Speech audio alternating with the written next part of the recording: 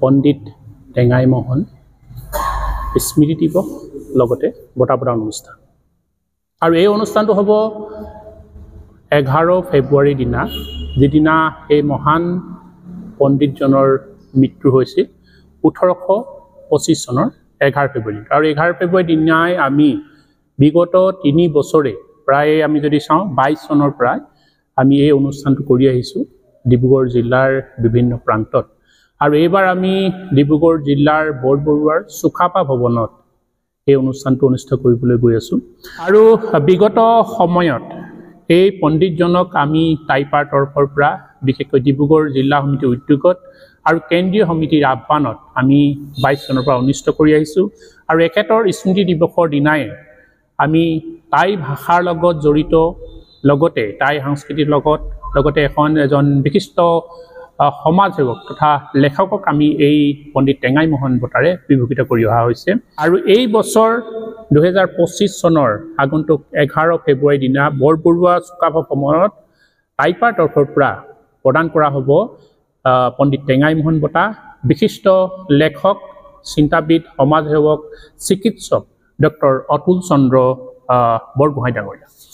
আৰু অতুল চন্দ্ৰ বৰগোহাঁইৰ বিষয়ে যদি আমি ক'বলৈ যাওঁ, তেওঁ বহুকেইখন কিতাপ ইতিমধ্যে লিখি উলিয়াইছিল আৰু বহু বঁটা তেওঁ ইতিমধ্যে পাইছে জীৱনকালত।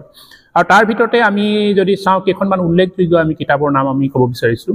ইতিহাসৰ পমখেদি ধুদৰ আলিয়েদি বুৰঞ্জীমূলক কিতাপ, যাত্ৰাৰ পথত উপন্যাস, চিকিৎসকৰ দিনলিপি চুটি গল্প সংকলন, চিৰিজৰ চাহ পোহৰ উপন্যাস, কাজিৰঙাৰ পৰা গিবনলৈ ইতিহাস ভিত্তিত, Lachit Borphukan the mighty general of Mong Dun Shun খাম, এখন ইংলিছত তেওঁ লিখিছিল লাচিত বৰফুকনৰ বিষয়ে, হেৰুৱা দিগন্তৰ মায়া উপন্যাস, আৰু ইতিহাসৰ পমখেদি ধুদৰলিৰ 3য় সংস্কৰণ তেওঁ ইতিমধ্যে উলিয়াইছে।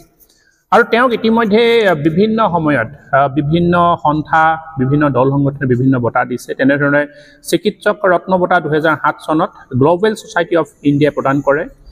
ৰাজ্যৰ ইতিহাসবিদ হিচাপে 2020 চনত অসম চৰকাৰৰ পুৰাতত্ব বিভাগে বিশেষভাৱে তেওঁক সন্মানিত কৰা হৈছিল।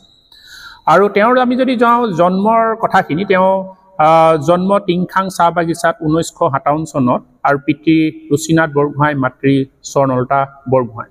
আৰু তেওঁৰ লেখক আৰু ইতিহাসবিদ হোৱাৰ লগতে তেওঁ এজন ভাল ফুটবল আৰু এগৰাকী বেডমিণ্টনৰ কিন্তু ভাল খেলুৱৈ হিচাপে ইতিমধ্যে পৰিগণিত হৈছে।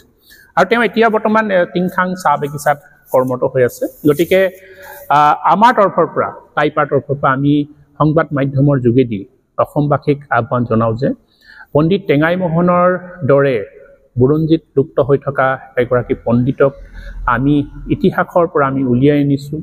আৰু নতুন প্ৰজন্মই বহু নজনা কথা আমি জনাব বিচাৰিছোঁ যে প্ৰথম অভিধান প্ৰণেতা অসমৰ কোন, আৰু তেওঁ পুথিবোৰো ইতিমধ্যে বহুতো টাই পুথিৰ পৰা ভাষাৰ পৰা অসমীয়ালৈ ইতিমধ্যে অনুবাদৰ কাম হৈ আছে, চলি আছে।